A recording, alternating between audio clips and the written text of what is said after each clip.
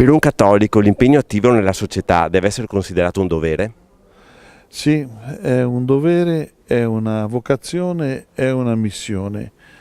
Anche gli ultimi papi, fino a Papa Francesco, si sono espressi che in fondo impegnarsi nella politica è uno dei più grandi atti di carità che si possono compiere, perché mentre ogni forma di volontariato, pur rispettabile, è settoriale, chi si impegna nella politica e lo fa con generosità e apertura di cuore, praticamente compie un volontariato a 360 gradi, a servizio di tutto e di tutti.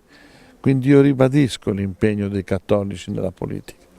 Nella diocesi di Vittorio Veneto in particolare, ma nella diocesi in generale, i sacerdoti scarseggiano e sono anziani. L'impegno dei laici, anche qui sul modello del Toniolo, è fondamentale. È fondamentale perché noi dobbiamo favorire una Chiesa che non sia clericale, cioè dove la responsabilità è tutta centrata sui preti e i laici contano pochi.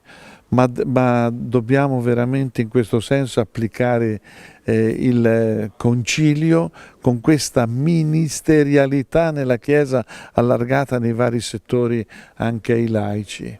Da presidente della CEI, che futuro vede per la Chiesa cattolica italiana e mondiale? Ma la Chiesa avrà sempre un futuro, non perché ha qualche cosa di straordinario sul piano umano da proporre, ma perché ha il Vangelo. E dice Gesù, le mie parole non passano. Il Vangelo è sempre vivo, è sempre attuale ed è un messaggio che si incarna sempre nel presente e in ogni cultura.